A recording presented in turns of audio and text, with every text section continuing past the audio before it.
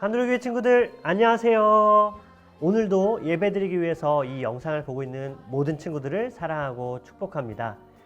지금 이 영상을 보는 친구들은 아마 대부분 교회 현장에 오지 못해서 집에서 예배를 드리는 친구들이라고 생각을 해요. 여러분 오랫동안 보지 못해서 너무 많이 아쉽고 그만큼 많이 보고 싶어요. 우리 빨리 코로나 상황이 괜찮아져서 예전처럼 함께 다시 모여서 예배드리는 그런 날이 왔으면 좋겠습니다. 특별히 이제 12월 25일 성탄절이 있잖아요.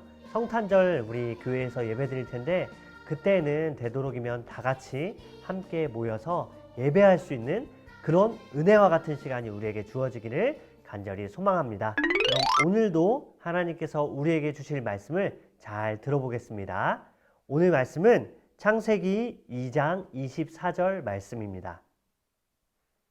우리 화면을 보면서 함께 읽을게요. 시작.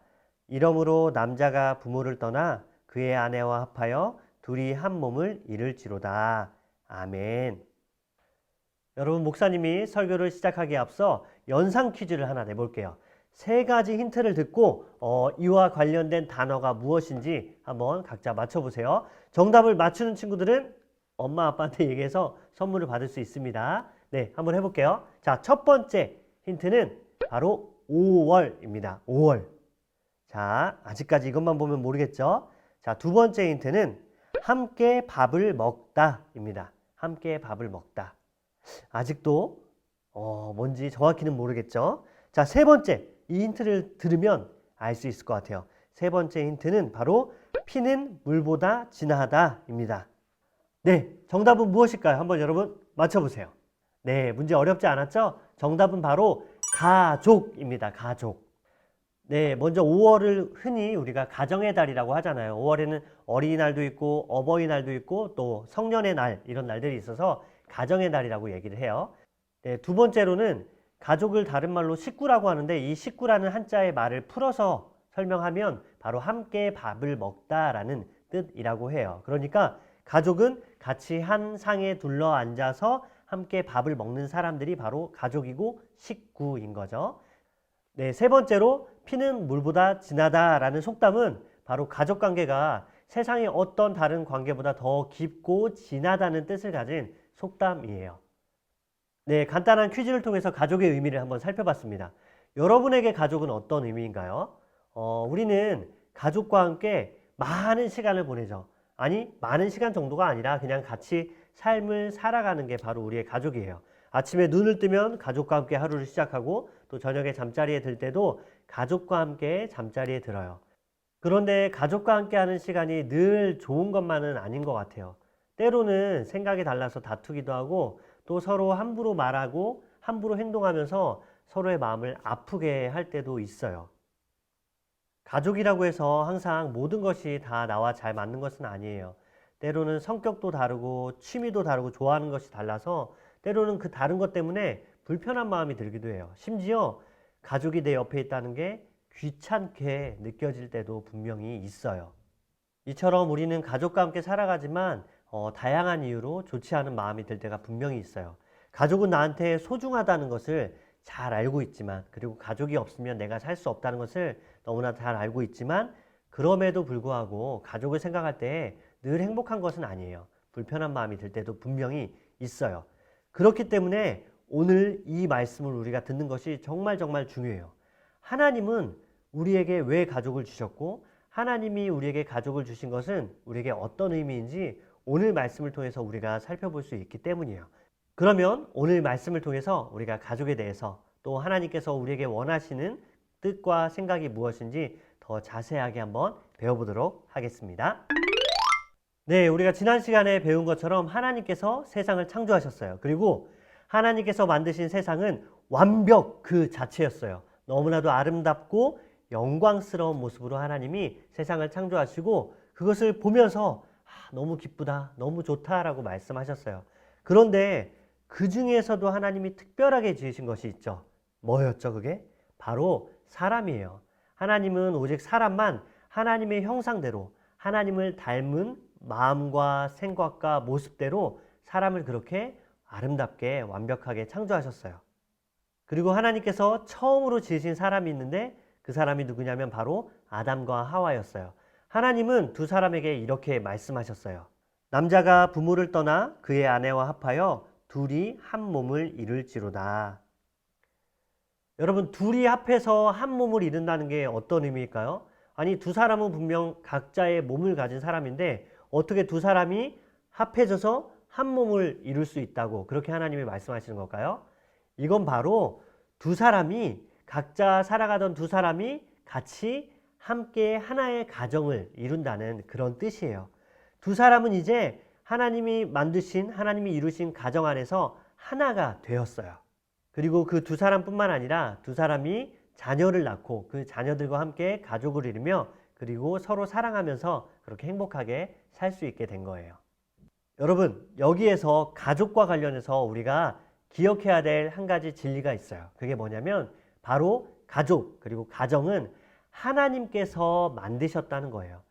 가정은 그냥 어쩌다가 우연히 만들어진 게 아니에요. 하나님께서 계획하셨고 하나님께서 우리를 위해서 가정을 허락하셨다는 것을 우리가 기억해야 돼요. 왜냐하면 사람은 혼자서 살아갈 수 없기 때문에 반드시 누군가의 도움이 필요하고 누군가와 함께 마음을 나누면서 함께 살아가야 되기 때문에 하나님이 가정을 허락하셨고 그 가정 안에서 우리가 안전하게 자랄 수 있도록 그렇게 우리에게 가정을 하나님의 축복, 하나님의 선물로 우리에게 허락하신 거예요. 여러분, 그래서 이 한 가지 사실을 꼭 기억하기 원해요. 가정은 하나님께서 우리를 사랑하셔서 우리에게 주신 소중한 선물이라는 거예요. 물론 하나님께서 우리에게 허락하신 가정이 완벽하다는 것은 아니에요. 우리의 부모님도 흠이 있고 우리의 부모님도 때로는 실수하고 우리의 마음을 아프게 할 때도 있어요. 그리고 여러분, 형, 누나 혹은 오빠, 동생을 한번 생각해 보세요. 얼마나 많이 자주 다퉈요.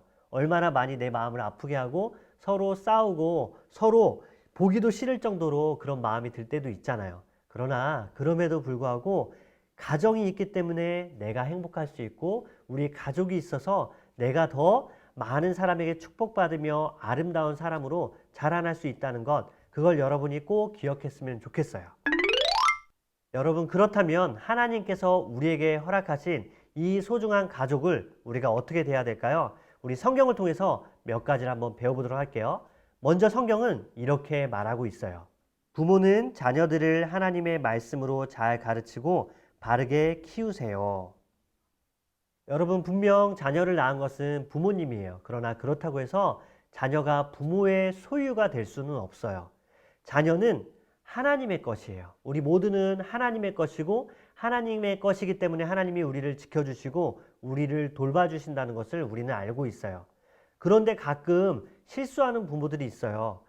이 자녀를 내가 낳았으니까 내 생각대로, 내가 원하는 대로, 내가 바라는 대로 키워야지. 내가 원하는 직업을 갖게 하고 내가 원하는 사람들을 만나게 하고 내가 원하는 곳에서 내 자녀가 살아가도록 할 거야 라고 그렇게 생각하는 부모님들이 가끔 있어요. 여러분, 만약에 그런 부모님 밑에서 자라는 자녀들이 행복할까요? 아니요, 그렇지 않아요. 그렇지 않아요.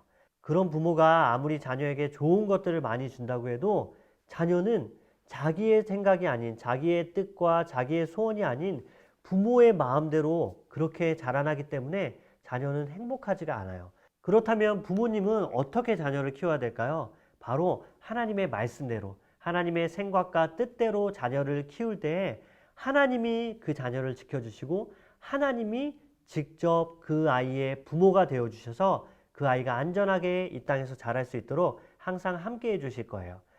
또 성경은 자녀들에게 이렇게 말하고 있어요. 자녀들은 아버지와 어머니께 순종하고 그분들을 공경하세요. 여러분, 여러분의 부모님들이 완벽할까요? 아니에요. 그렇지 않아요. 여러분의 부모님들도 실수도 많이 하고 부족한 모습들도 분명히 있어요. 그러나 그렇다고 해서 자녀가 부모님을 무시하거나 부모님의 말을 듣지 않거나 그러면 절대로 안 돼요. 왜냐하면 하나님께서 우리에게 말씀하셨어요. 자녀들아, 너희 부모님을 공경해라. 왜냐하면 너희 부모들을 통해서 내가 너희를 지키고 돌보고 사랑할 것이기 때문에 너희들은 부모를 공경해라 라고 말씀하시는 거예요.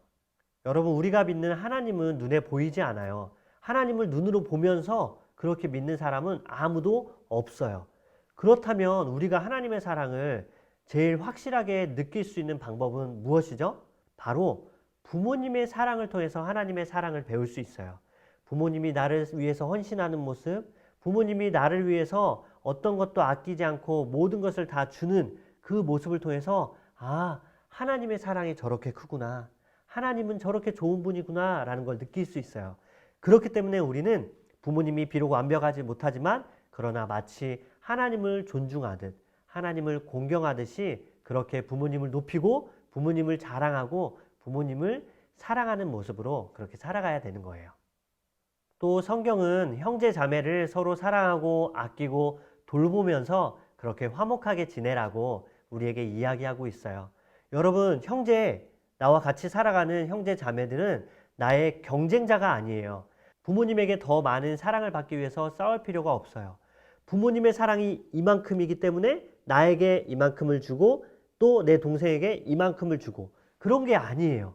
부모님의 사랑은 끝이 없어요. 그래서 나에게 이만큼을 줄 수 있다면 내 동생에게, 내 언니, 오빠에게도 이만큼을 주는 것이 바로 부모님의 사랑이에요. 그렇기 때문에 우리가 형제자매들이 서로 사랑하면서 화목하게 지낸다면 우리의 삶은 더욱더 복되고 하나님께서 보시기에 아름다운 삶이 될 수 있는 거예요. 여러분, 오늘 말씀을 듣고 부모님을 대하는 우리의 태도, 그리고 형제 자매를 대하는 우리의 태도와 마음이 달라졌으면 좋겠어요. 비록 우리가 생각이 달라서 마음이 상하고 다툴 때도 있지만 그러나 우리 가족은 하나님이 나에게 주신 가장 소중한 선물이라는 것을 기억했으면 좋겠어요. 우리 가정은 결코 우연히 생겨난 것이 아니에요. 내가 우리 가정의 셋째, 둘째 혹은 첫째로 태어난 것은 그냥 어쩌다가 그렇게 된 것이 아니라 하나님이 나를 사랑하셔서 내가 이곳에서 사랑받는 딸로, 사랑받는 아들로 자라날 수 있도록 하나님이 계획하시고 또 하나님이 이루어 가시는 거예요.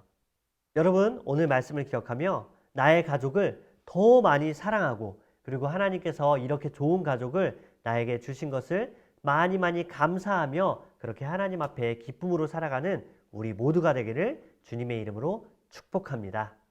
목사님이 여러분을 위해서 축복 기도하고 마치겠습니다. 두 손 모으고 눈 감고 기도할게요. 사랑의 주님, 하나님을 아버지라고 부를 수 있도록 우리에게 은혜를 허락하셔서 감사드립니다. 하나님, 그런데 우리에게는 또한 하나님께서 우리에게 주신 가족이 있습니다. 이 가족은 하나님이 우리를 너무나도 사랑하셔서 우리가 이 땅에서 안전하게 자랄 수 있도록 우리에게 주신 소중한 선물이라는 것을 말씀을 통해서 배웠습니다. 하나님, 오늘 말씀을 마음에 새기며 우리 가족을 더 사랑하고 또한 나에게 이 가족을 주신 하나님께 더 감사하며 살아가는 우리 모두가 될 수 있도록 주님 은혜를 베풀어 주세요. 감사드리며 예수님의 이름으로 기도드립니다. 아멘. 네, 여러분 한 주 동안도 여러분이 안전하게 보낼 수 있도록 목사님과 우리 전도사님이 그리고 우리 선생님들이 매일매일 마음 모아 기도하고 있어요. 그러니까 여러분 안전하게 보내고 다음 주에 다시 영상을 통해서든 아니면 교회 현장에서 다시 만나도록 할게요. 여러분 안녕.